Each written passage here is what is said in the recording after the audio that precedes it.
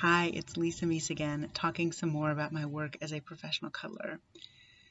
So today I thought I would tell a story about something that happened in one of my client sessions as a way to illustrate maybe some unique benefits that professional cuddling can offer. So I have a client. I'm going to call my client Sam because that has nothing to do with their actual name. And Sam was dreading a conversation they wanted to have and hadn't been able to start it. And they were kind of beating themselves up because they hadn't been able to get this conversation started. I'm like, well, so why is it scary? And we talked a little bit about why it was scary.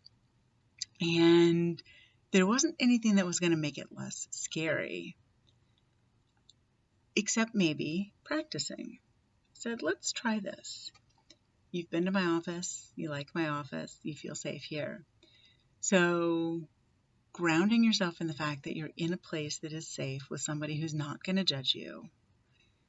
Say the words you'll use to start this conversation and see how it feels. So Sam did that, and then we noticed that their breath had gotten really fast, and Sam said their heart was pounding. And so, okay, let's try it again. Let's calm down, take some deep breaths. I gave Sam a big squeeze, and we tried it again. And the second time it was a little easier. And the third time it was even easier. And once we got to the point where saying the words, starting the conversation wasn't scary at all, then we took a step back and started having Sam imagine that they were in the room they would be in when they actually started the conversation, and pretend that I was the person they would be talking to when they started the conversation.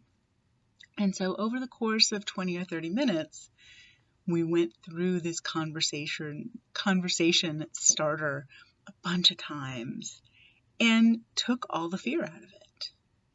And so when Sam goes to have this conversation in the real world, it's not still going to be easy, but it's going to be easier. And we're going to keep Sam's brain from having what we call an amygdala hijack, where your brain feels like you're being so threatened that all of your energy goes out of things like executive function and higher level decision making and into like stay alive. Put the blood in the muscles so you can run away from the grizzly bear that your brain thinks might be attacking you. Only Sam wasn't going to have this conversation with a grizzly bear. It was with another human.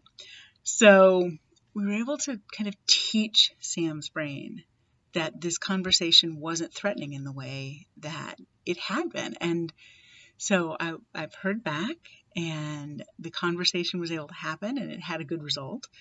And part of that, hopefully,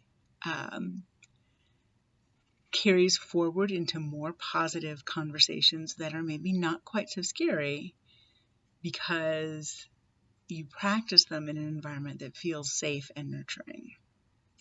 We talk a lot in our culture about get out of your comfort zone, get away from those things that feel safe. And there's value in that. Doing new things is useful, and it's how we learn, it's how we grow. But if we don't spend any time in our comfort zone, then we're never centering back to who we are as people. And that's an important part of life, too. Embracing who we are and that small, still voice that connects us with ourselves. And you cannot do that from outside your comfort zone, right? You're in amygdala hijack. You can't hear that little voice. All you can hear is run, right? So spending some time feeling nurtured and feeling safe actually not just has the benefits that we get from touch, but it has other benefits for the brain and for the body. So if you're interested in exploring that, I hope you'll consider coming and having a cuddle session with me. You can find me at cuddlist.com/Lisa, or through this YouTube channel or through my website or my Facebook. There's lots of ways to find me. I hope you'll do that and come see me soon. Have a great day.